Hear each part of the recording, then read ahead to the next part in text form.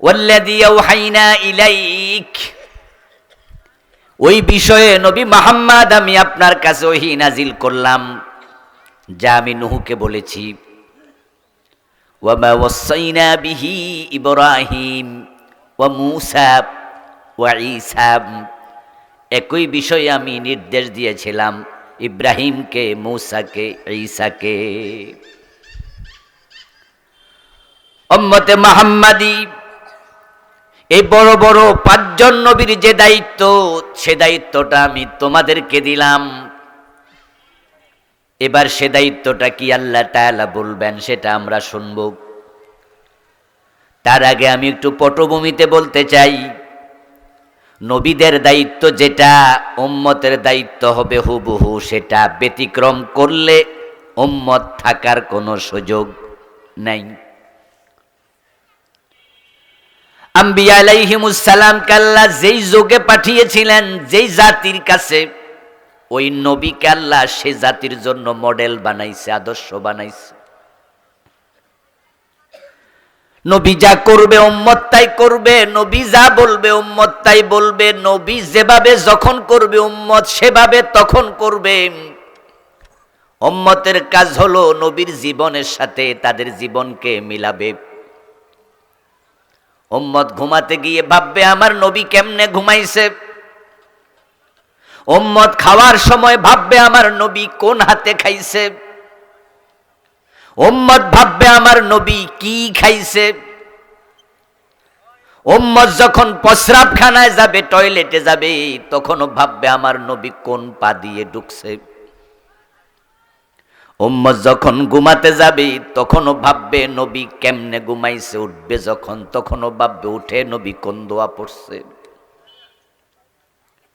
উম্মতের নামাজ, রোজা, হজ, যাকাত, তাসবিহ, তাহলিল, জিকির, আজকার, এভরিথিং, এক কথায় টোটাল লাইফস্টাইল উম্মত নবীর সাথে মিলাবে। কারণ নবী হলো উম্মতের জন্য আদর্শ, উম্মতের জন্য ফরমা। ব্রিকফিল্ডে গেলে আপনারা দেখবেন 10 জন, 20 জন, 30 জন, 50 জন, আরো বেশি পরিমাণ বড় ব্রিকফিল্ডে শ্রমিক কাজ করতেছে। ওই শ্রমিকদের হাতের মাঝে ব্রিকফিল্ডের মালিক একটা ফরমা ধরায়া দেয়, সেখানে মাটি আছে, পানি আছে, বালি আছে, সুন্দর করে খামির বানানো আছে। ওই খামিরগুলো ইট বানানোর জন্য শ্রমিকদেরকে দায়িত্ব দিছে। এখন শ্রমিকরা কিন্তু মন মতো ইট বানাবে না, বরং ওই ফরমা দিছে, ফরমার ভিতরে ঢুকাইয়া ওই ফরমার আলোকে তারা ইট বানাবে। আর যদি সবাই ফরমার আলোকে ইট বানায় তাহলে ইটের সাইজ হবে 1,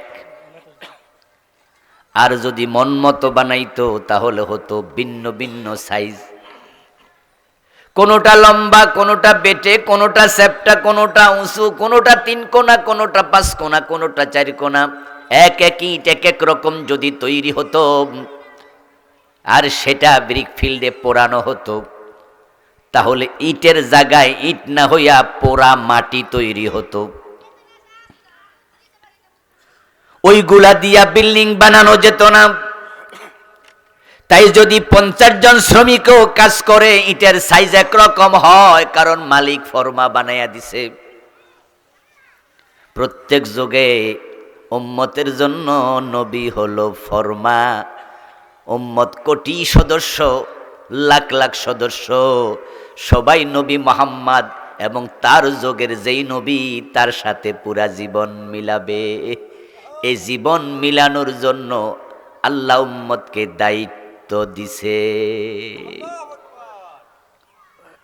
আমাদের প্রিয় নবী মুহাম্মদ সাল্লাল্লাহু আলাইহি ওয়াসাল্লামকে সামনে নিয়ে আল্লাহ তাআলা আমাদেরকে বলছেন, লাকাদ কানা লাকুম ফি রাসূলিল্লাহি উসওয়াতুন হাসানা, তোমাদের জন্য রাসূলুল্লাহর জীবনের মাঝে আমি উত্তম আদর্শ রেখেছি। কুল, ও নবী আপনিও বলেন, ইন কুনতুম তুহিব্বুনাল্লাহ ফাত্তাবিউনি, তোমরা যারা আছো উম্মতে মুহাম্মাদি, যদি তোমরা আল্লাহকে ভালোবাসো, আল্লাহর ভালোবাসা পেতে চাও, তাহলে তোমাদের দায়িত্ব ফাত্তাবিউনি, আমি নবী মুহাম্মদকে অনুসরণ করো। ইউহিব্বুকুমুল্লাহ। এবার আল্লাহ ঘোষণা দেন, যদি নবী মুহাম্মদকে অনুসরণ করো, আল্লাহ স্বয়ং তোমাদেরকে ভালোবাসতে শুরু করবেন। ওয়াগফির লাকুম যুনুবাকুম, এবং তিনি তোমাদের আমল নামায় যে গুনাহ আছে, নবীকে অনুসরণ করলে গুনাহসমূহ ক্ষমা করে দেবেন। নবীগণ হচ্ছেন উম্মতের জন্য আদর্শ। নবীর কথা উম্মতের কথা মিল হবে, একটু বেমিল হলে সব শেষ, কাজে বেমিল হলে শেষ। এখন 5 জন বড় বড় নবীর নাম বলে আল্লাহ বুঝালেন, মূলত সব নবী এখানে শামিল। সব নবীর নাম কোরআনে নাই, মাত্র 25 জন নবীর নাম আছে। নবী তো অসংখ্য। এই আয়াতে 5 জন, নূহ আলাইহিস সালামকে দিয়ে শুরু, নবী মুহাম্মদকে দিয়ে শেষ। আল্লাহ বুঝাইয়া দিলেন, নূহ থেকে নবী মুহাম্মদ পর্যন্ত যত নবী এসেছে, ও উম্মতে মুহাম্মাদি, তোমাদেরকে যে দায়িত্ব দিলাম একজনও বাদ নাই, সকলে একই দায়িত্ব পালন করেছে। সে দায়িত্ব তোমরাও পালন করো। সে গুরু দায়িত্বটা কি? এতক্ষণ পর্যন্ত আশা করি বুঝতে পারছেন, একটা ইম্পর্টেন্ট দায়িত্ব আমাদের কাঁধে আল্লাহ দিছে, ঠিক কি না? এটা তো বুঝছেন যে বড় বড় নবীরা করছে, এগুলো আপনার আমার দায়িত্ব। কি এমন কি দায়িত্ব আল্লাহ দিলেন, সেটা বাংলাদেশের লোকদের কাছে অনেকটাই অজানা। আমাদের দেশের মানুষ বোঝে নামাজ পড়া দায়িত্ব, রোজা রাখা দায়িত্ব, হজ করা দায়িত্ব, যাকাত দেয়া দায়িত্ব। এজন্য অসংখ্য মানুষ আলহামদুলিল্লাহ এগুলো আমরা করছি। যে করে না সে নিজেকে অপরাধী মনে করে, কারণ সে এতটুকু বোঝে যে আমার দায়িত্বে অবহেলা আছে। তাই বেনামাজিকেও যদি আমরা বলি ওই মিয়া নামাজ পড়ো না কেন, দেখবেন সে বিদ্রোহ করবে না, বলবে না আমার ইচ্ছা, না পড়লে কি হয়েছে। কোনোদিন বেনামাজি বলে না নামাজ পড়া কি দরকার, বরং সে মাথা নত করে বলবে শয়তানে ধরছে, পড়ি না, দোয়া করেন ফরমু। যে ব্যক্তি রোজা রাখে না, রমাদানের দিনে দেখবেন যদি সেও দোকানে খাইতে যায়, তখন লুকায়া লুকায়া খায়। তাই দোকানদার দোকানের বাহিরে পর্দা টানাইয়া দেয়, দিনের বেলায় দেয় না। সে বোঝে রোজা আমার দায়িত্ব, এটা আমি করি নাই, বিষয়টা লজ্জার। নামাজ, রোজা, হজ, যাকাত আমাদের দায়িত্ব, এটা আমরা বুঝেছি, এজন্য এগুলো আমরা করছি। হ্যাঁ, আমাদের এটা দায়িত্বের অংশ। কিন্তু কোরআনে সূরা সূরাতে আল্লাহ বললেন, আমি নূহ নবী, ইব্রাহিম নবী, মূসা নবী, ঈসা নবী, নবী মুহাম্মদ সবাইকে যে দায়িত্ব দিলাম, ওই গুরু দায়িত্ব উম্মতে মুহাম্মাদি শারাআ লাকুম মিনাদ-দ্বীন, তোমাদের জন্য সেটা দিলাম। এই সূরা সূরা 13 নম্বর আয়াতের দায়িত্বের ব্যাপারে এদেশের কোটি কোটি মানুষ বেখবর। অসংখ্য আলেম ওলামারা পর্যন্ত দায়িত্বের ধারে কাছে নাই। অসংখ্য পীর বুজুর্গ পর্যন্ত দায়িত্বের ধারে কাছে নাই। একটু পরে আমি বললে আপনারা বুঝবেন যে আমার কথা কতটুকু সত্য। এই আলেম ওলামা, পীর বুজুর্গ, হাজার হাজার খতিব, ইমাম এই আয়াতের দায়িত্ব পালন থেকে দূরে, যার কারণে আপনাদের কাছে ওই দায়িত্বের ব্যাপারে মেসেজগুলো পৌঁছে না। এখন আজকে সেই মেসেজ আমি পৌঁছাবো, উপস্থিত যারা আছেন তারা যেন কমপক্ষে শুনতে পারেন। নবী আর আসবে না, কিন্তু নবীর রেখে যাওয়া ইসলাম এটা অন্যের কাছে পৌঁছানোর দায়িত্ব আলেমদের কাঁধে আছে না নাই? প্রিয় নবীজি দায়িত্ব দিয়েছেন বাল্লিগু আন্নি ওয়ালাউ আয়া। প্রিয় নবী দায়িত্ব দিয়েছেন বিদায় হজের দিন, বলছেন ফালিয়ুবাল্লিগিশ শাহিদুল গায়বা। মেসেজ যা পেয়েছ আজকে আমার কাছ থেকে, যারা আজকের মাঠে নাই, অনুপস্থিত, তাদের কাছে মেসেজ তোমাদেরকে পৌঁছিয়ে দিতেই হবে।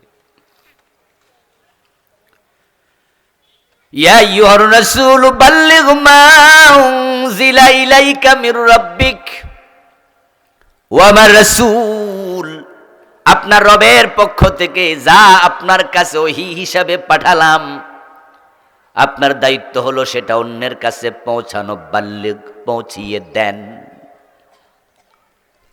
উতলু মা উহিয়া ইলাইকা মিনাল কিতাব, এই কিতাব থেকে যা ওই হিসাবে পাঠানো হলো আপনার দায়িত্ব, সেটা আপনি তেলাওয়াত করেন। ওহি হিসাবে যা আসছে সেটা পড়েন এবং যা এসেছে তা মানুষের কাছে পৌঁছায়া দেন। ওকে, যান। ইত্তাবি মা ইউহা ইলাইক, ওহি হিসাবে যা পাঠাইছি সেটা আপনি মানেন। তিনটা কথা বললাম 3 আয়াত থেকে। আমি আল্লাহ যা পাঠাইছি সেটা প্রচার করেন, আমি আল্লাহ যা পাঠাইছি সেটা তেলাওয়াত করেন, পড়েন, আমি আল্লাহ যা পাঠাইছি সেটা আপনি মানেন। রাসূলুল্লাহ পৌঁছাইছে, লুকায় নাই। রাসূলুল্লাহ পড়েছে, অপঠিত রাখে নাই। রাসূলুল্লাহ আমল করেছে, আমলের বাহিরে আল্লাহর আয়াতের একটা অংশ ছাড় দেন নাই। ইসলামকে 100% সমাজে কায়েম করার পর প্রিয় নবী ইন্তেকাল করেছেন। এবার তিনি বিদায় হজের দিন বললেন, হতে পারে এই মাঠে এই দিনে তোমাদের সাথে আমার আর কোনো দিন দেখা হবে না। এখন ফালিয়ুবাল্লিগিশ শাহিদুল গায়বা, আমার মেসেজগুলো তোমরা অন্যের কাছে পৌঁছায়া দিও। এবার বলুন তো, আপনারা আমাদেরকে দাওয়াত দিয়ে আনেন, মুরিদ হওয়ার জন্য পীরের কাছে যান, জুমার দিন খুতবা শোনার জন্য ইমাম সাহেবের সামনে বসে থাকেন। এখন এই বক্তাই ফিরে ইমাম, নবীর পক্ষ থেকে মেসেজগুলো সব পৌঁছানোর দায়িত্ব তাদের আছে না নাই? এজন্য আমরা মেসেজগুলো দেই। কোনোদিন রোজা নিয়ে ওয়াজ করি, কোনোদিন নামাজ নিয়ে, কোনোদিন শিরিক নিয়ে, কোনোদিন বেদাত নিয়ে, কোনোদিন জিকির নিয়ে, কোনোদিন তাওবা নিয়ে, কোনোদিন জিহাদ নিয়ে। আর আজকে এগুলো একটাও নয়, আজকে করব ভিন্ন একটা নিয়ে। কারণ রাসূলের ইসলাম সবটাই পৌঁছাতে হবে, কোনোটা লুকানোর সুযোগ নাই। না পোষায়া গুরুত্বহীন বানানোর কোনো সুযোগ নাই। যে মেসেজটা আজকে পৌঁছাবো সেটা আল্লাহ আবার বলছে, বড় বড় নবীদের যে দায়িত্ব তোমাদেরও দিলাম, সে দায়িত্বটা হলো আনাকিমুদ্দিন, তোমরা আমি আল্লাহর জমিনে আমি আল্লাহর দিন কায়েম করো। ও উম্মতে মুহাম্মাদি, তোমাদেরকে আমি দিন কায়েম করার জন্য বললাম, আকিমুদ্দিন, দিন কায়েম করো। আমাদের দিনের নাম কি? যারা জানেন সবাই দয়া করে একটু বলুন, দিনের নাম কি? ইন্নাদ-দীনা ইনদাল্লাহিল ইসলাম, নিশ্চয় আল্লাহর কাছে দিন আছেই একটা, সেটার নাম হলো ইসলাম। তাহলে দিন কায়েম করো মানে দাঁড়ালো ইসলাম কায়েম করো। আমাদের সংসদ ভবন 53 বছরে ইসলাম দিয়ে চলছে তো? হ্যাঁ বল অথবা না বলেন, দুইটার একটা বলেন। আমাদের সংসদ ভবন ইসলাম দিয়ে চলে তো? তাহলে সেখানে ইসলাম কায়েম করতে কে বলেছেন? আমাদের বিচারালয় ইসলাম দিয়ে রায় দেয় তো? হাইকোর্ট, সুপ্রিম কোর্ট, জজ কোর্টে কোরআন দিয়ে রায় হয়, ইসলামের আলোকে রায় হয়। তো ইসলাম সেখানে কায়েম করো। আমাদের শিক্ষা ব্যবস্থা, অর্থ ব্যবস্থা, সমাজ ব্যবস্থা ইসলাম দিয়ে চলে। দিন কায়েম করো, সেখানে ইসলাম কায়েম করো। আমাদের গণভবন, বঙ্গভবন ইসলাম দিয়ে চলে। আমাদের মন্ত্রী পরিষদ, আমাদের সচিবালয় ইসলাম দিয়ে চলে। তো দিন কায়েম করার জন্য আল্লাহ দায়িত্ব দিছে 1450 বছর আগে। এই ইসলাম সংসদেও কায়েম করলেন না, সচিবালয় করলেন না, মন্ত্রণালয় করলেন না, আদালতেও করলেন না, শিক্ষা ব্যবস্থায় করলেন না, অর্থ ব্যবস্থায় করলেন না, সংস্কৃতি ব্যবস্থায় করলেন না, সমাজ ব্যবস্থায় করলেন না। তাহলে দিন কায়েম কে করবে? হিন্দু বৌদ্ধরা বুঝি? শারা লাকুম মিনাদ-দীন, ও উম্মতে মুহাম্মাদী, যে দিন তোমাদের জন্য বিধিবদ্ধ করলাম ইসলাম, ওই ইসলাম কায়েম করার জন্য আমি আল্লাহ নবীদেরকে দায়িত্ব দিয়েছিলাম, তোমাদেরকে সেটাই দিলাম। ঠিক একই শব্দ কোরআনে আছে ভিন্ন রূপে, আকিমুস সালাম। আল্লাহর কোরআনে আছে নামাজ কায়েম করো, আসেনি? ও মা হ্যাঁ কয় না, না কয় না ভাইয়েরা, কি হইল? আকিমুস সালাহ কোরআনে আছে কিনা? নামাজ কায়েম করা নফল না ফরজ? তো আকিমুদ্দিন একই তো শব্দ, তো দিন কায়েম করাটা নফল না ফরজ? আকিমুস সালাহ বললে নামাজ কায়েম যদি ফরজ হয়, আকিমুদ্দিন সে আল্লাহ তো কইছে এটা ফরজ হবে না কেন? একই শব্দ, একই ওজন, একই বাপ, একই সিগা, সব সমান। আকিমু, আকিমু কায়েম করো। ওখানে আছে সালাহ, এখানে আছে দিন, অর্ডার একটাই। আকিমুস সালার এত ওয়াজ, আকিমুদ্দিনের ওয়াজ কই?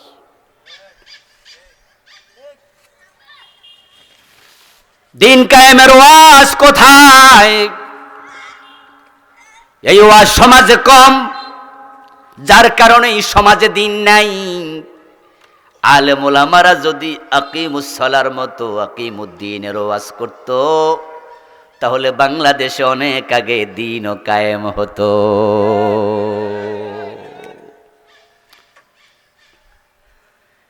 ও দোস্ত আমার, কমপক্ষে অতটুকু তো হতোই। যারা দিন কায়েমের পক্ষে নাই, বেনামাজি যেমন মাথা নোয়াইয়া থাকে, বেরোজগারি যেমন লজ্জায় শরমে থাকে, কারণ সে বোঝে নামাজ পড়া উচিত, আমি পড়ি না, আমি ভালো না। রোজা রাখা উচিত, আমি রোজা রাখি নাই, কামটা ঠিক না। আকিমুদ্দিনের ওয়াজ যদি সমাজের আলেমরা সবাই মিলে করত, যারা এই 53 বছরে দেশ চালাইছে মন মতো, ডক্টর কামাল মিয়ার লেখা সংবিধান মতো, তারাও মাথা নত করে বলতো কামটা ঠিক না, ইসলাম কায়েম করা দরকার। কিন্তু হুজুরদের ওয়াজ না থাকার কারণে দিন কায়েমের ওয়াজকে তারা রাজনীতি মনে করে। যারা দিন কায়েমের কথা বলে তাদেরকে রাজাকার বলে গালি দেয়।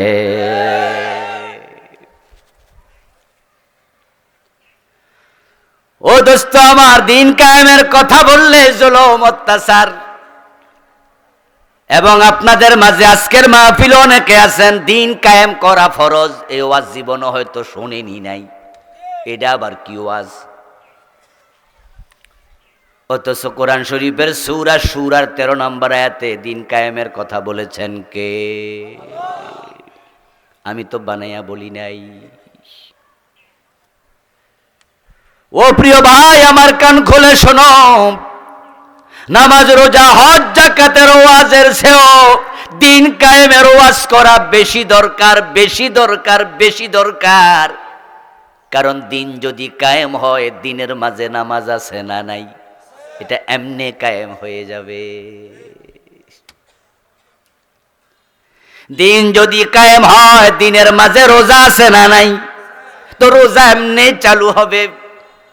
আরে দিন যদি কায়েম হতো, তাহলে নামাজের জন্য এত ওয়াজ করাও লাগতো না, বরং সংসদের মাঝে আইন পাশ হতো, আজানের সাথে সাথে দোকান বন্ধ করতেই হবে। ক্রেতা বিক্রেতা সবাই নামাজে যাও, দোকান বন্ধ করো, নসেব দোকানের লাইসেন্স বাতিল। বেনামাজিকে পুলিশ ধরে 7 দিনের জেল দিয়ে দেবে। ইমাম আবু হানিফা, শাফি, মালিক, আহমদ ইবনে হাম্বল রাহিমাহুমুল্লাহ 4 ইমাম ঐক্যমত্য, যদি বেনামাজি পাওয়া যায়, প্রমাণিত হয় বালেগ বেনামাজি, তাকে জেলে দিতে হবে, শাস্তির আওতায় আনতে হবে। ইমাম শাফি রাহিমাহুল্লাহ বলেছেন তাকে বেত্রাঘাত করতেই হবে। প্রিয় নবীজি বলছেন, আজানের পরে আমার মন চায় কোন একজনকে ইমামের জায়গায় দাঁড় করাইয়া আমি কয়েকজন যুবক সাথে নিয়ে মহল্লায় চলে যাই, যারা নামাজে আসে নাই তাদের ঘর বাড়িতে আগুন লাগাই। الذين إن مكناهم في الأرض أقاموا الصلاة وآتوا الزكاة وأمروا بالمعروف ونهوا عن المنكر। সূরাতুল হজ আল্লাহ তাআলা বলেন, যখন কোন ভূখণ্ডে মুসলমান নেতৃত্ব পাবে, মুসলমান রাষ্ট্রপ্রধান হয়ে যাবে, আমি আল্লাহর পক্ষ থেকে রাষ্ট্রপ্রধানের প্রতি 4টা অর্ডার, 4টা নির্দেশ। 1 নাম্বার, তারা সমাজে নামাজ কায়েম করবেই। এখন 53 বছরের বাংলাদেশে নামাজ কায়েম তো হলো না, তো ক্ষমতায় কি হিন্দু আছে নাকি? ইহুদিরা নাকি ক্ষমতায়? মানেটা কি দাঁড়ালো? মানে দাঁড়ালো মুসলমান আল্লাহর দেয়া দায়িত্ব পালনের ব্যাপারে অবহেলা করছে। দিন কায়েম করে এটা আল্লাহর অর্ডার। এখন দিন কেমনে কায়েম হয়? দিন কায়েম হওয়ার নিয়ম কি? কায়েম শব্দের অর্থ হলো প্রতিষ্ঠা করা, আর প্রতিষ্ঠা সেই জিনিসকে করে যেটা প্রতিষ্ঠিত ছিল না। যেমন আজকের এই প্যান্ডেল, গত 2 দিন আগে যদি আমরা এখানে আসতাম তাহলে এরকম প্যান্ডেল আমরা দেখতে পেতাম না। হয়তো গতকাল থেকে এখানে বাঁশ এনেছে, হয়তো গত বিকাল থেকে প্যান্ডেল তারা প্রতিষ্ঠা করা শুরু করছে।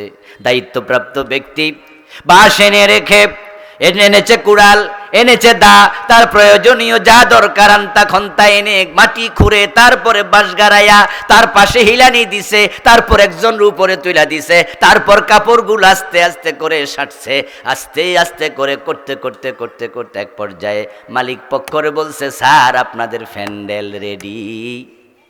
রাসূল যখন দুনিয়ায় এসেছিলেন তখন মক্কায় কি মানুষ 5 ওয়াক্ত নামাজ পড়তো? আল্লাহর হাবিবের জামানায় আজকের যে রোজা, আজকের যে হজ, আজকের যে যাকাত, আজকের যে নামাজ, আজকের যে পর্দা, আজকের যে টুপি, আজকের যে দাড়ি, আজকের যে ইসলাম আমাদের সামনে, রাসূলের জামানায় কি সেটা জাহেলিয়াতের যুগে ছিল? আল্লাহ প্রিয় নবীকে দুনিয়ায় পাঠালেন, পাঠাইয়া এবার ওহী নাজিল করে বলছেন, নবী আমি আপনার উম্মতকে দায়িত্ব দিলাম, আপনার সাথে কাজ করবে। এই দায়িত্বটা আমি নবী নূহকে, ইব্রাহিমকে, ঈসাকে, মূসাকে দিছি। আমার রাসূল সাল্লাল্লাহু আলাইহি ওয়াসাল্লামের উপর ইসলাম আসলো, ওই ইসলামকে সমাজে কায়েম করার দায়িত্ব আল্লাহ দিলেন। এখন ইসলামের মাঝে আছে চোর ধরে হাত কাটো, ডাকাত ধরে শুলে দাও, জেনা করলে 100 বেত লাগাও, বিবাহিত হলে পাথর মারো, মদ পান করলে 80 বেত্রাঘাত করো। এই যে আল্লাহর দেয়া নির্দেশগুলো আল্লাহ রাসূলকে দিলেন, এখন সমাজে তিনি এগুলো কেমনে প্রতিষ্ঠিত করবেন? কারণ চোর ধরে হাত কাটা তো মুখে মুখে করা যাবে না, ব্যক্তি পর্যায়ে চলে না, এটা রাষ্ট্রের কাজ। এখন রাষ্ট্রে যদি ইসলাম কায়েম না হয়, রাসূল চোর ধরে হাত কাটবেন কেমনে? মদ পান করলে 80 বেত কেমনে দেবেন? জেনা করলে 100 বেত্রাঘাত কেমনে লাগাবেন? উনার হাতে তো ক্ষমতা নাই, ক্ষমতা তো রাষ্ট্রের কাজ। প্রিয় নবীজি দেখলেন মক্কায় এই আইনগুলো বাস্তবায়ন করবেন, সে পরিবেশটাই নাই। অথচ মক্কায় তিনি 13টি বছর ছিলেন। নবুয়তের 23 বছরের মাঝে 3 বছর বেশি সময় রাসূল মক্কায় কাটালেন। কোরআনের সূরা আছে 114, তার মাঝে 86টা নাজিল হলো মক্কায়, 28টা নাজিল হলো মদিনায়। কিন্তু মক্কায় পরিবেশ নাই, কোরআন আছে। রাসূলের নবুয়তের 13টা বছর মক্কায় তিনি কাটালেন। 4 জন খলিফা, 4 জনের জন্মস্থান মক্কায়। তারা রাসূলুল্লাহর হাতে কালেমাটাও মক্কায় গ্রহণ করলেন। ইসলাম কায়েম হলো মদিনায়, ইসলাম বিজয়ী হলো মদিনায়। চোর ধরে হাত কাটার আইন হলো মদিনায়, ডাকাত ছুড়ে দেওয়ার আইন কায়েম হলো মদিনায়, জেনা করলে পাথর মারো 100 বেত লাগাও আইন কায়েম হলো মদিনায়, মদ পান করলে 80 বেত সব কায়েম হলো মদিনায়। অথচ সূরা নাজিল হয়েছে 86টা মক্কায়। 23 বছরের নবুয়তের 13টা বছর গেল মক্কায়। তো মক্কা ইসলাম কেন কায়েম হলো না? একমাত্র কারণ, মক্কার সংসদ ভবনের নাম ছিল দারুন নাদওয়া।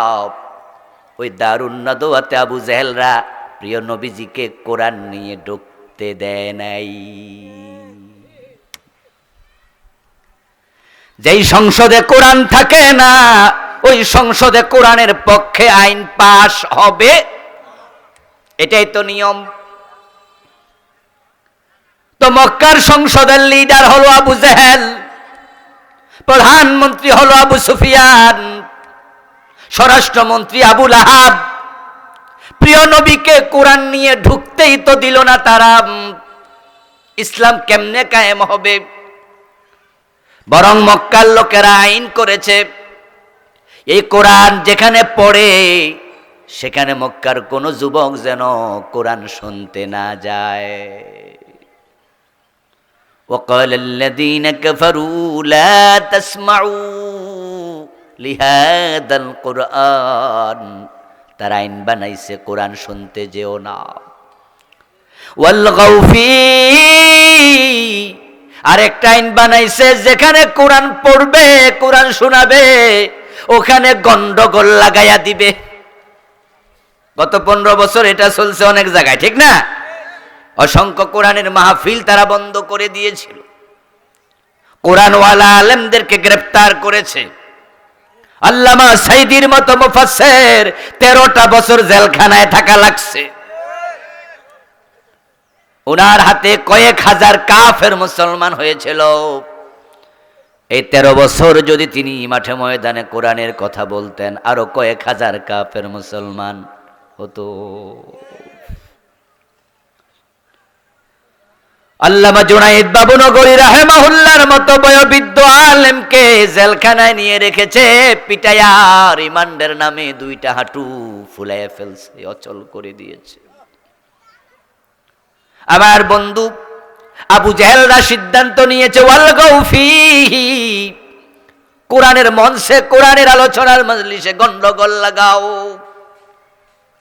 মক্কায় কোনো পরিবেশ নাই। তাই প্রিয় নবী 13 বছর পর আল্লাহ তাআলার ইশারায় তিনি আবার হিজরত করে মদিনায় রওনা দিলেন। হিজরতের পথে প্রিয় নবীজি ভাবছেন, এখন আল্লাহ তাআলা দিন কায়েমের জন্য, দিনের বিজয়ের জন্য আমাকে দায়িত্ব দিলেন, পারলাম না মক্কায়। হিজরত করে মদিনায় গিয়ে যদি দেখি মদিনার সংসদে আরেক আবু জেহেল বসে আছে, আমাকে কোরআন নিয়ে ঢুকতে দেয় না, তাহলে হিজরত করে লাভটা কি? প্রিয় নবীজির মনের দিকে আল্লাহ তাআলা তাকালেন। মানুষের মনের খবর সবচেয়ে বেশি জানেন কে? জোরে বলেন ভাইয়েরা, কে জানেন? ইন্নাল্লাহা আলিমুম বিযাতিস সুদূর। এই যে আমরা বসে আছি পাশাপাশি, কার মনে কি আছে আপনারটা আমি জানি না, আমারটা জানেন, কিন্তু সবার মনের খবর একজনে জানেন, তিনি কে? আল্লাহ তাআলা প্রিয় নবীর মনের দিকে তাকালেন। আমার নবী দিন বিজয়ের জন্য পাগল পারা, এখন মনে মনে ভাবছেন মদিনায় গিয়েও যদি সংসদে কোরআন নিয়ে ঢুকতে না পারি আইন বানাবো কেমনে। আল্লাহর দেরি করলেন না, জিব্রিলকে পাঠাইয়া দিলেন কোরআন মাজিদের আয়াত নিয়ে, যাও যাও আমার নবীকে আমি একটা দোয়া শিখাইয়া দেই, আমার নবী যেন আমার কাছে সেই দোয়াটা করে। وقل رب أنزلني منزل صدق وأخرجني مخرج صدق واجعل لي من لدنك سلطانا نصيرا। ও নবী আপনি আমার কাছে দোয়া করেন, ও আল্লাহ আমাকে উত্তমভাবে বের করো, উত্তমভাবে পৌঁছায়া দাও, আমি হিজরত করে যাচ্ছি মদিনায়, এবং সেখানে যাওয়ার পর ওয়াজআল্লি মিন লাদুনকা সুলতানান নাসীরা, তোমার পক্ষ থেকে আমি নবী মুহাম্মদকে রাষ্ট্র ক্ষমতা দিয়া সাহায্য করো। সুবহানাল্লাহ পড়েন। ওয়াজআল্লি আমাকে দাও, মিন লাদুনকা তোমার পক্ষ থেকে, সুলতান রাষ্ট্র ক্ষমতা, নাসীরা যেটা আমাকে তোমার দিন বিজয়ে দিন কায়েমে সাহায্য করবে। রাসূলুল্লাহকে আল্লাহ বলে আপনি আমার কাছে রাষ্ট্র ক্ষমতা চান। এবার আপনারা বলুন তো রাষ্ট্র ক্ষমতা চাওয়া কি নাজায়েজ নাকি সুন্নাহ? রাষ্ট্র ক্ষমতা চাইতে শিখাইছে কে? কথা বলে না কেন ভাইরা, কে শিখাইছে? তো রাষ্ট্র ক্ষমতা আপনারা কয়দিন চাইছেন? আপনারা কয়দিন চাইছেন? এই ইমাম সাহেব আপনি কয়দিনে দোয়া করছেন যে আল্লাহ ইসলাম কায়েমের জন্য রাষ্ট্র ক্ষমতা আলেমদেরকে দাও? ও খতিব আপনি কয়দিন চাইছেন? ও বক্তা আপনি কয়দিন চাইছেন? পীর সাহেব আপনি কয়দিন চাইছেন? ও নামাজি মুসলমান আপনি কয়দিন চাইছেন যে আল্লাহ তোমার কোরআন তো বাংলাদেশে আছে, কায়েম তো হয় নাই, তুমি আলেমদেরকে যারা কোরআন কায়েম করবে রাষ্ট্র ক্ষমতা দিয়ে দাও? এই দোয়াটা করা দরকার আছে না নাই? আল্লাহ রাসূলকে শিখাইছে, কোরআনের আয়াত এটা। আপনি তো চানই নাই, অনেকে আছে জীবনও চান নাই যে আলেমদেরকে আল্লাহ ক্ষমতা দাও, ইসলাম ওলাদেরকে দাও। নবী তো আর আসবে না, নবীর উত্তরসূরিরা জমিনে আছে না নাই? যারা ক্ষমতায় গেলে কোরআনের আলোকে সুরের হাত কাটবে, আল্লাহ তাদেরকে ক্ষমতা দাও। যারা ক্ষমতায় গেলে আল্লাহ সিনেমা বন্ধ করে দেবে, সুদ ব্যাংক বন্ধ করে দেবে। আপনারা আওয়াজ করে বলেন তো এই দেশে সুদ বন্ধ হওয়া দরকার আছে না নাই? আপনারা কি সুদের পক্ষে না বিপক্ষে? আচ্ছা আমরা ওয়াজ করলে সুদ বন্ধ হবে, কিন্তু সরকার যদি চায়, সরকার যদি চায় 151 জন এমপি যদি ইসলামওয়ালা হয়, কোরআনের পক্ষে হয়, তারা সংসদ ভবনে একবার শুধু বলবে না আমরা সুদের পক্ষে নাই, বন্ধ হতে একদিনও লাগবে না।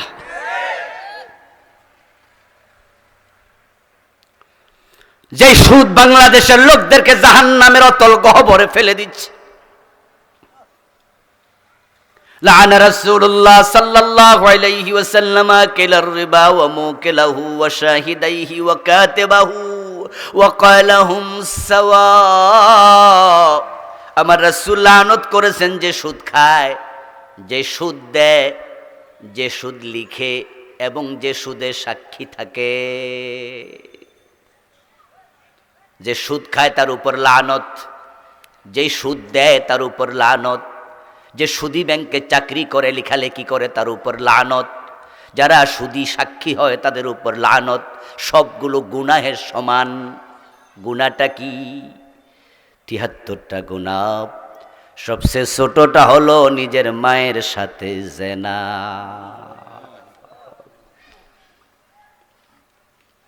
লিররিবা 73 বাবান আইসারুহু আন ইয়ানকিহার রাজুলু উম্মাহ মান নাকালা দিরহামা রিবা ওয়া হুয়া ইয়ালাম আন্নাহু আশাদ্দু মিন 36 জিনা। প্রিয় নবীজি বলেন জেনে বুঝে 1 টাকা যদি সুদ খায় তার আমলনামায় 36 বার জিনার গুনাহ লিখে দেয়া হয়। ও দোস্ত, বাংলাদেশে 4 কিসিমের মানুষের বাকির কতজন আছে হিসাব মিলান। কেউ খায়, কেউ দেয়, কেউ লিখে, কেউ সাক্ষী থাকে। বাজারে যে দোকানদার আছে না, ব্যবসায়ী আছে, খবর নেন 100 জনের মাঝে 95 জন সুদে টাকাই না ব্যবসা করে। এই যে সিএনজি গুলা রাস্তায় চলে, খবর নেন ব্যাংক থেকে সুদে লোন আইনা সিএনজি কিনে চালাচ্ছে। ও দোস্ত, সুদের সাথে জড়িয়ে গেছে দেশের 80 থেকে 95% মানুষ। জাহান্নামে পাঠাচ্ছে, সুদ খাইয়া খাইয়া যাচ্ছে। আর এই সুদের পক্ষে আপনি, না না আমি পক্ষে না, আমি বিপক্ষে। তো বিপক্ষ হলে সুদ বন্ধ করার জন্য কোরআন বিজয়ের কাজ করা দরকার আছে না নাই?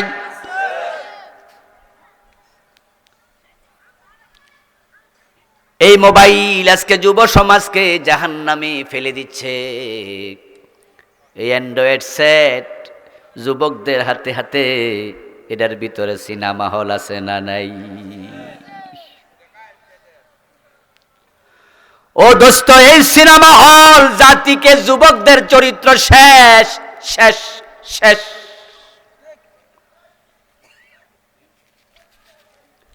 যে দৃশ্য আমরা বিয়ের আগে দেখি নাই, কল্পনা করি নাই, আজকে ক্লাস 6 7 পড়ুয়া বাচ্চাদের হাতেও মোবাইল। মাঝে মাঝে নিজের ইচ্ছার বাহিরেও মোবাইলের স্ক্রিনে উলঙ্গ মহিলা, অর্ধলঙ্গ মহিলার ছবি এসে যায়। এর মাঝে এমন কি আছে যেটা নাই? পর্নোগ্রাফি থেকে শুরু করে বাঙালি সিনেমা, বিদেশি সিনেমা, আমেরিকার সিনেমা, কোনটা নাই সব এর ভিতরে ঢুকাইয়া দিছে। এখন জাতিকে যদি চরিত্রহীনতার অভিশাপ থেকে বাঁচাতে চান, আকাশ সংস্কৃতি কন্ট্রোল করতেই হবে। আমরা ওয়াজ করলে জি বাংলা বন্ধ হবে, স্টার জলসা বন্ধ হবে, কিন্তু সরকার যদি চায় বন্ধ করতে একদিনের বেশি লাগে না। শুধু বলে দেবে এই সাইটগুলো বন্ধ করে দাও, মন্ত্রণালয় বলবে, একদিন অফিসাররা বন্ধ করে দেবে। গত কয়দিন আগে যে ছাত্রদের আন্দোলন হলো, জুলাইয়ের আন্দোলন, মাঝে মাঝে ইন্টারনেট বন্ধ হয়েছে না? আমাদের মন্ত্রী ফলক বলছে না যে আমি বন্ধ করি নাই, নিজে নিজে হয়ে গেছে। শুনছেননি? মনে আসেনি? আবার বিকালবেলা আইয়া কয় না না আমি করছি, আমারে কইছে তাই। সকালে কইছে একটা, বিকালে একটা, যাই হোক হে হে কথা কুগা, কিন্তু বন্ধ তো হয়েছে নাকি? তাহলে সরকার চাইলে যদি পুরো ইন্টারনেটে বন্ধ করতে পারে, তাহলে ইন্টারনেটের মাধ্যমে যে জানোয়ারগুলো এই অপসংস্কৃতি ঢুকাইছে ওগুলা বন্ধ করতে পারে না?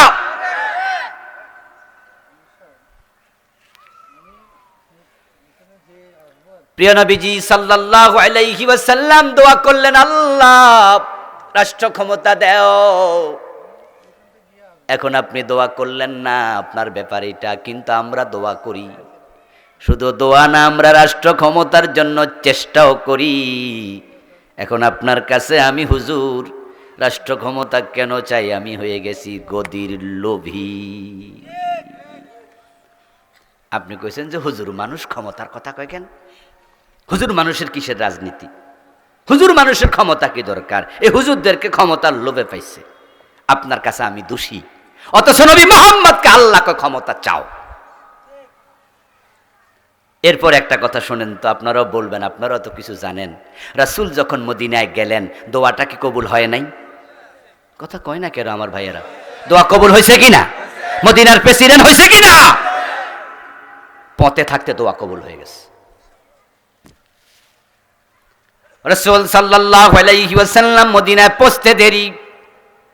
মদিনার আউস খাজরাজ, বনু নজির, বনু কুরাইজা, বনু কাইনুকা, ইহুদি এবং সেখানকার মুশরিক, আগে যারা ইসলাম গ্রহণ করেছে সবাই আল্লাহ নবীকে কাঁধে তুলে নাচতে শুরু করলো।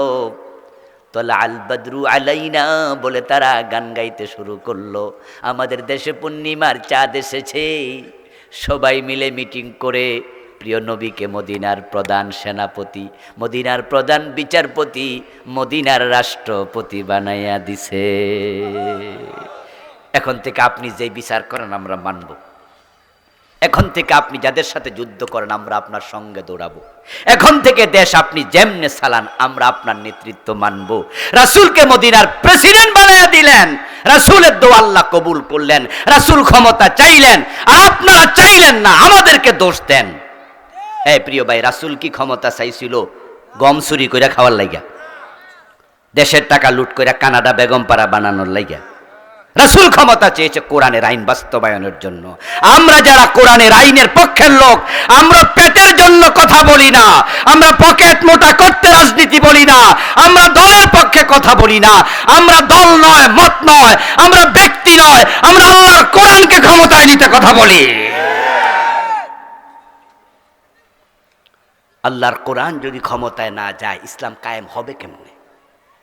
কারণ শরীয়তের যত ফৌজদারি বিধান আছে সবগুলো তো ক্ষমতার সাথে জড়িত, এগুলো তো মুখের সাথে জড়িত না। এখন আমাদের দেশে অসংখ্য আলেম ওলামা, পীর বুজুর্গ, তারা ক্ষমতার কথা কেন বলে না?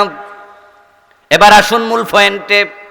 আপনারাও অনেকে আছেন ইসলামী আন্দোলনে করেন না, দিন কায়েমের জন্য কোনো চেষ্টা আজ পর্যন্ত আপনি করেন নাই, বরং আপনি উল্টা পথে হাঁটেন। কেন বলে না? সূরা শুরার 13 নম্বর আয়াত, এটা কি আমি একা পড়েছি নাকি? এই আয়াত কি দেশের আলেম ওলামা পীর বুজুর্গরা পড়ে নাই? সবাই পড়ছে। দিন কায়েম করো, এই আয়াত যে আছে এটা সবাই জানে, কিন্তু না বলার কারণ যে 5 জন নবীর আলোচনা এই আয়াতে আসছে, তাদের জীবনী পড়া দেখেন, দিন কায়েম করতে যাইয়া সবাই মাইর খাওয়ার লাগছে। এখন যদি এই ওয়াজ করি, মাইর খাওয়ার সম্ভাবনা আমারও আছে। এই গত 15 বছরে পুলিশ আমারে মোট 3 বার ধরছে, যদি আমারে জেল পর্যন্ত নেয় নাই, 3 বারই ধরছে, ঘুরাইছে। আপনাদের কিশোরগঞ্জ তো একবার ধরছে, কিশোরগঞ্জে কটিয়াদি ধরলো, কটিয়াদি ধরে কিশোরগঞ্জ সদর থানায় আনলো, সদর থানায় 1 থেকে 1.5 ঘন্টা বসায়া রাখলো, তারপর এখান থেকে পাকন্দিয়া থানায় নিল, তারপর সেখান থেকে ঘুরাইয়া কটিয়াদি নিয়া গভীর রাতে আমাকে মোসলেকা রাইখা তারপরে ছাড়ছে। ওসিরে জিজ্ঞাসা করছিলাম, ওসি সাহেব আমার বাড়ি হলো ঢাকায়, থাকি কুমিল্লায়, থাকি ঢাকায়, তো আপনার ইয়ান আইসি ওয়াজ করতে, অপরাধ ডাকি? কয় আপনি যে ওয়াজ করেন আমরা বুঝি না। আচ্ছা আমি কি এখানের ভোটার? কথা কয় না ভাইয়েরা আমার, আমি কিশোরগঞ্জে ভোটার, অপরাধ কি? আপনি কি ওয়াজ করেন আমরা বুঝি, ওইসব ওয়াজ ছাড়তে পারেন না? আরে ভাই, তা আমি বললাম যে আমার ওয়াজের সমস্যাটা কি? কয় সরকার বিরোধী হয়। বললাম যে কোন কোন কথাটা সরকার বিরোধী, দয়া করে আমার দেখান। যদি সরকার বিরোধী হয় আপনি অ্যারেস্ট করে আমার জেলে দেবেন, আমার আপত্তি নাই। তখন উনি কয় এগুলা কি আমরা নোট করে রাখি নাকি?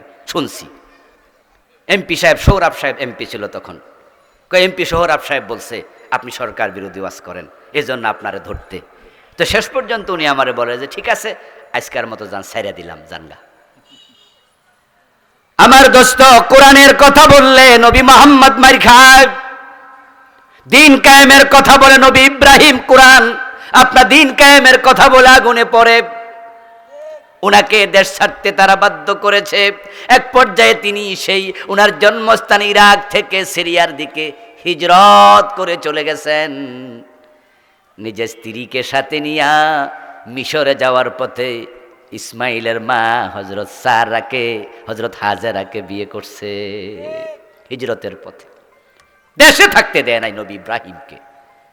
নবী মুসার দিকে তাকান, উনিও কিন্তু মিশরে থাকতে পারেন নাই, ফিলিস্তিনে হিজরত করছে। নবী নূহের দিকে তাকান, মায়ের খাইতে খাইতে নূহ আলাইহিস সালাম কাঁদতে কাঁদতে মূল নামটা নূহতে পরিণত হয়েছে, নাম ছিল আব্দুল গফফার।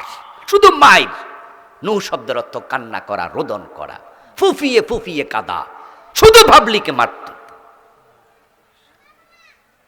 নবী ঈসা আলাইহিস সালামকে তো আল্লাহ আকাশে তুলে নিয়েছে শত্রু পরিবেষ্টিত অবস্থায়। অপরাধ কি ছিল? নবী মুহাম্মদের দাঁত ভেঙে ফেলেছে, 3টা বছর জেলে আটকায় রাখছে, হিজরত করতে বাধ্য করেছে। মক্কায় থাকলে বলছে কেটে টুকরা টুকরো করে ফেলা হবে, এবং ঘরের চারপাশে তলোয়ার দিয়া যুবকদের দাঁড় করাই দিছে হিজরতের রাতে, ঠিক না? যে কোপা যা, একসাথে কোপায় শেষ করে ফেলবা। একজন মানুষকে মারতে কয়টা তলোয়ার লাগে, কয়টা কোপ লাগে? কিন্তু সেই রাতে তারা মক্কার বড় বড় গোত্র থেকে শক্তিশালী যুবকদেরকে বাছাই করে ঘরের চারপাশে দাঁড় করাইছিল, সবাই হাতে তলোয়ার। এমন ভাবে কোপাইবা কে কোপাইছে যেন বুঝতেও না পারে। কি অপরাধ আমার রাসূলের?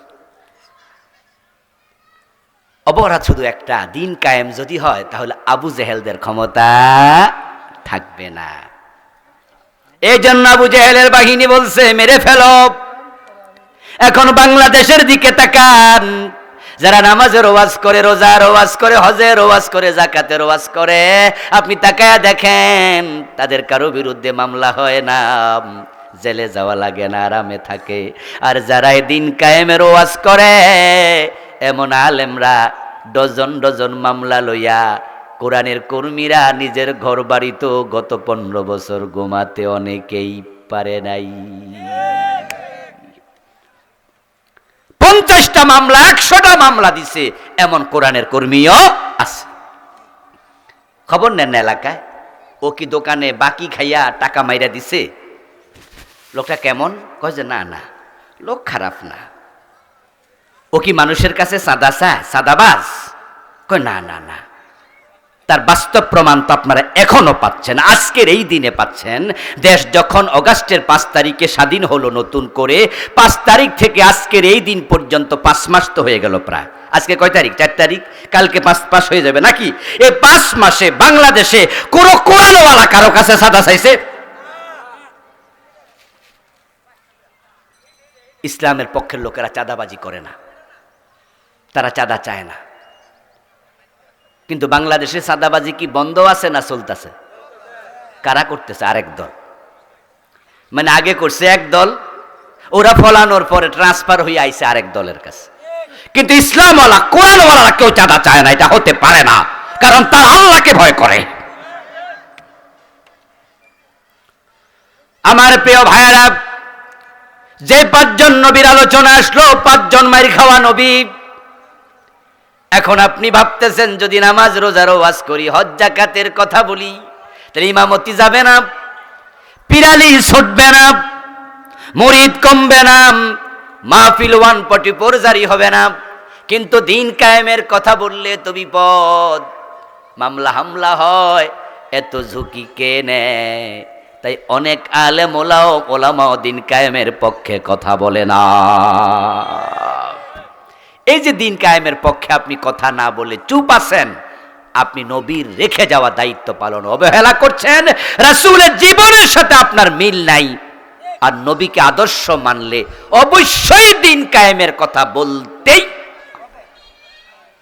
রাসূল দিন কায়েম করে গিয়েছেন। তিনি বলেছেন আল ইসলামু ইয়ালু ওয়া লা ইউলা। ইসলাম বিজয়ী হতে এসেছে, পরাজিত হতে নয়। প্রিয় নবীজি ইসলামকে বিজয়ী করে গেছে। আপনাদের কাছে আমি একটু জানবো, যারাই বোঝেন তারা একটু জবাব দিয়েন তো, 53 বছরের বাংলাদেশে ইসলাম কি বিজয়ী না পরাজিত? যারা চুপ আছেন তারা বলেন, ইসলাম কি বিজয়ী অবস্থায় আছে? তো ইসলাম দিয়ে দেশ চলছে তো না? চলছে। তাহলে ইসলাম কি বিজয়ী না পরাজিত? তো এটাকে বিজয়ী করার দায়িত্ব কার? আপনাদের। আপনারা 92% মুসলমান। এবার বলুন তো, সমাজে যদি কোরআনের আইন আসে, ইসলাম বিজয়ী হয়, মুসলমানদের জন্য লস না লাভ? লাভের অভাব নাই, লাভের অভাব নাই। ও প্রিয় ভাইয়েরা, দুনিয়ায় আসবে শান্তি, আখেরাতে আসবে মুক্তি।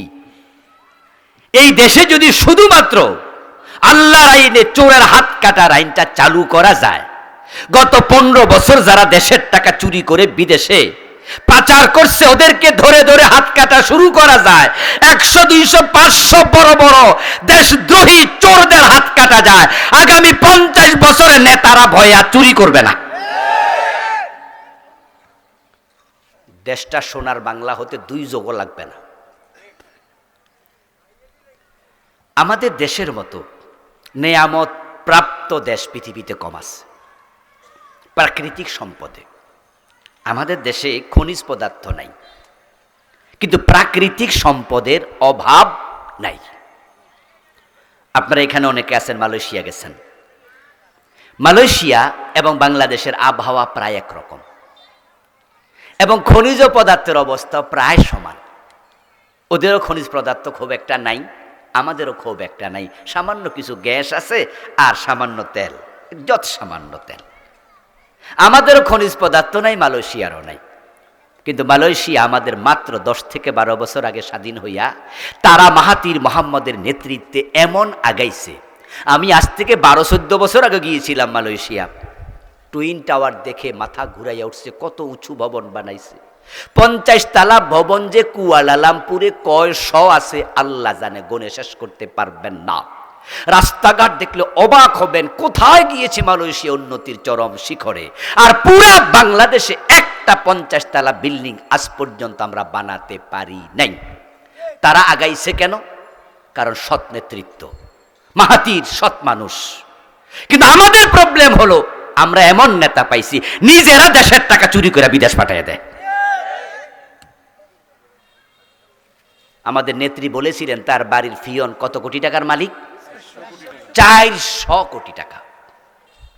এস আলম গ্রুপ একা ইসলামী ব্যাংকের 18টা শাখা থেকে টাকা পাচার করছে 80,000 কোটি। দেশের টাকা যারা বিদেশ পাঠাইয়া দেয়, এ দেশ উন্নত হবে কেমনে? আমার প্রিয় ভাইরা, শান্তি আসবে, দেরি হবে না আসতে। যাকাত ভিত্তিক অর্থ ব্যবস্থা চালু হবে। যখন ইসলাম বিজয় হবে, দিন কায়েম হবে, গরিব মানুষগুলা ধনী হতে বেশি দিন লাগবে না। প্রিয় নবী ক্ষমতায় ছিলেন মাত্র 10 বছর, আবু বকর 2 বছর 4 মাসের মতো। তারপরে আসলেন ওমর। ওমরের জামানায় জাকাত বিভাগের কর্মচারী জাকাতের টাকা কাঁধে নিয়ে ঘুরত, জাকাত খাওয়ার মতো লোক আর ছিল না। মারামারি, ডাকাতি, চুরি, চিন্তায় কিচ্ছু নাই, শান্তি আর শান্তি। অর্ধ দুনিয়ার সম্রাট ওমর গাছতলায় ঘুমাইয়া থাকতো, বডিগার্ডের প্রয়োজন ছিল না। ঘরের দরজা খুলে মানুষ ঘুমাবে, চুরি নাই তো। কেন মানুষ চুরি করবে? অভাব তো নাই। হযরত আলী রাদিয়াল্লাহু তাআলা আনহুর একটি কথা, তোমরা চোর ধরে হাত কাটার কথা শুনে ভয় পেও না। হাত তো কাটবে সেই চোরের যেই চোর অভ্যাসগত কারণে চুরি করে। যে অভাবের তাড়নায় চুরি করে তার হাত কাটা হবে না। হযরত আলীর বক্তব্য হচ্ছে, রুটির অভাবে যদি চুরি করে তাহলে চোরের হাত না কেটে রাষ্ট্রপ্রধানের হাত কেটে দিতে হবে। যে সরকার তার লোকেদের পেটে রুটি দিতে পারে না, অভাব ঘোচাতে পারে না, সে কিসের সরকার? তুখাযু মিন আবনিয়াইহিম ফাতুরাদ্দু ইলা ফুকারাইহিম। ইসলাম জাকাত ভিত্তিক অর্থ ব্যবস্থা চালু করেছে। রাষ্ট্রপ্রধানের দ্বিতীয় দায়িত্ব আপনার আকামুস সালাহ ওয়া আতাউজ যাকাত, চারটার মাঝে দ্বিতীয়টাই হচ্ছে যাকাত। যাকাত যখন ধনীদের থেকে তোলা হবে, গরিবের মাঝে দেয়া হবে, পরিকল্পিতভাবে যদি জাকাত খরচ করা হয়, তাহলে দারিদ্র দূর হতে বেশি দিন লাগবে না, দুনিয়ায় শান্তি আসবে। আর যদি আমরা দিন কায়েম করি, ইসলাম মানা সহজ, আখেরাতে মুক্তি আসবে। তাই তো বনি ইসরাইলের সকল নবীকে আল্লাহ নেতা বানিয়েছেন। হযরত সুলাইমান ছিল নেতা, হযরত দাউদ ছিল নেতা। আপনারা নাম শুনেছেন জালুতের, তালুতকে হত্যা করেছেন, তিনিও ছিলেন নেতা। নবী মুহাম্মদ সাল্লাল্লাহু আলাইহি ওয়াসাল্লাম নেতা। আল্লাহ অতীতে অসংখ্য নবীকে নেতৃত্বের জায়গায় বসিয়েছেন। ইসলাম শাসন করতে এসেছে, শাসিত হতে আসেনি। এজন্য আসুন আমরা কোরআনের দিকে এগিয়ে যাই। বাংলার এই জমিনটাকে আমরা দিন কায়েমের জন্য উর্বর ভূমিটাকে কাজে লাগাই। উর্বর ভূমি এখন 5 তারিখের পর থেকে এই দেশে দিন কায়েমের সমূহ সম্ভাবনা দেখা দিয়েছে।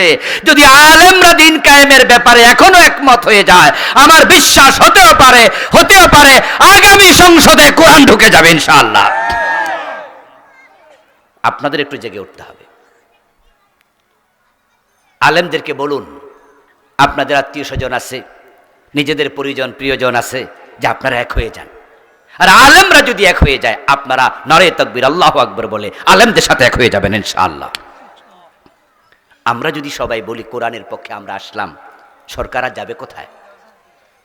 আমরা তো 92% মুসলমান। দিন কায়েমের জন্য কোরআনমুখী হওয়া লাগবে।